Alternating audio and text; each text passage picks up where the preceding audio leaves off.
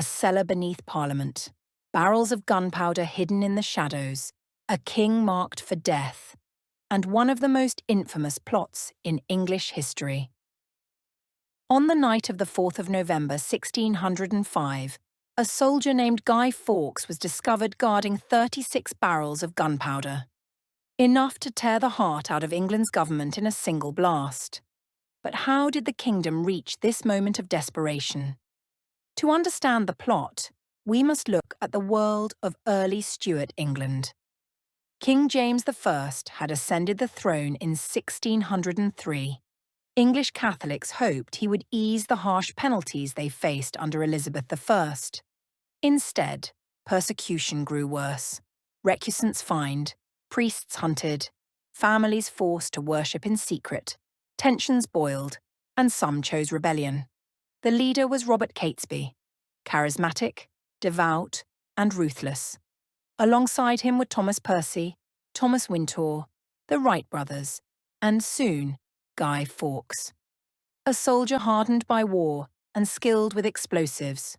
By candlelight they swore an oath to kill the king, his lords, and commons in one stroke. Their plan was audacious: blow up the Houses of Parliament on the 5th of November, then spark a Catholic uprising and place the young Princess Elizabeth on the throne. First, they attempted to dig a tunnel beneath Westminster, but progress was slow.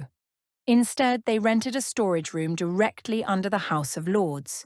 Into it, they moved 36 barrels of gunpowder, hidden beneath firewood and coal. The plan might have succeeded, if not for the Monteagle Letter.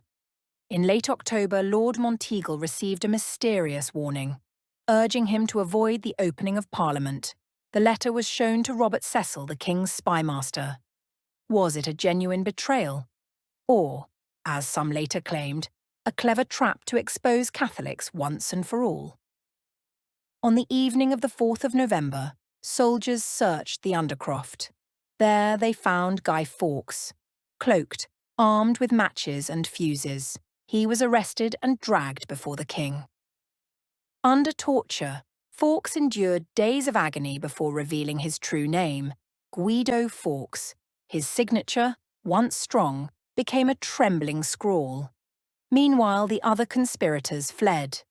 Cornered at Holbeshire House in Staffordshire, they fought a desperate battle. Robert Catesby was shot dead, musket in hand. In January 1606, the surviving plotters faced trial. The sentence was brutal: to be hanged, drawn, and quartered. Their deaths, slow and public. Guy Fawkes was the last to die. Mounting the scaffold, he leapt to his death, breaking his neck to avoid the executioner's blade.